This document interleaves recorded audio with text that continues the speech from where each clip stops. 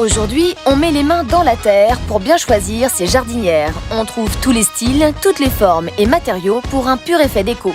Mais certaines règles sont à respecter si vous voulez que vos plantes vivent aussi longtemps que vos pots. Pour vous aider, 3 experts. Xavier Beaunieu.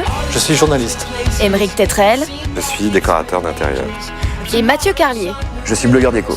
On peut installer sa jardinière aussi bien en intérieur qu'en extérieur, mais toutes ne sont pas adaptées aux 2 cas.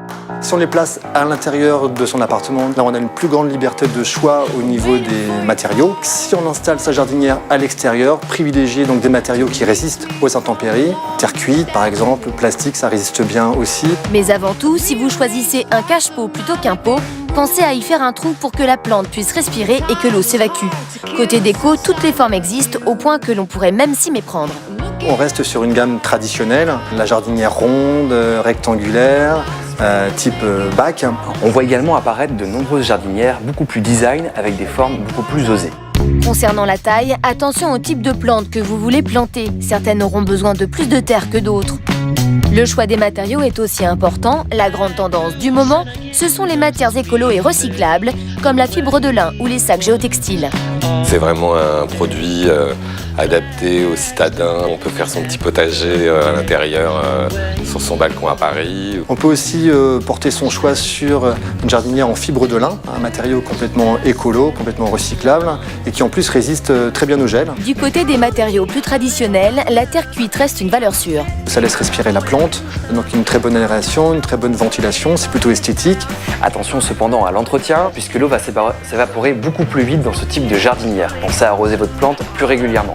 Il existe une multitude de jardinières plastiques de toutes les couleurs, même si, attention, elles ne conviennent pas à toutes les plantes.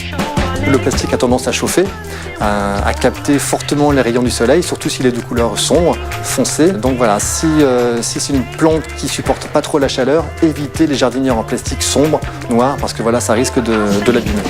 Le fibrociment, très résistant, est tendance dans les intérieurs contemporains. En général, c'est des couleurs assez mates, plutôt dans les gris, les taupes. On peut retrouver même quand même des bleus, des rouges, mais toujours très sourds. Les soucis, c'est peut-être au niveau du prix, parce que c'est plus cher que les autres modèles.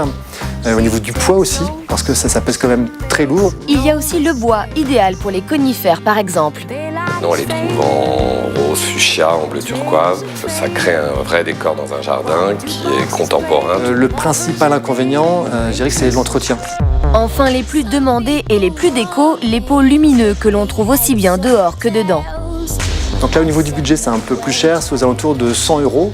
Mais c'est vrai qu'en termes de déco, il y a vraiment de grosses possibilités qui sont faites, dans le sens où le fait qu'elle soit éclairée, ça peut vraiment habiller une pièce, on peut jouer sur les volumes d'une pièce, aussi bien à l'intérieur qu'à l'extérieur. Ça peut faire un décor éphémère superbe la nuit, ça donne une profondeur à son jardin si on les répartit sous les arbres et en perspective.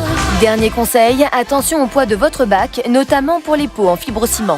Certaines règles existent. Ne dépassez pas 350 kg par mètre carré. Le drainage aussi doit pouvoir se faire facilement.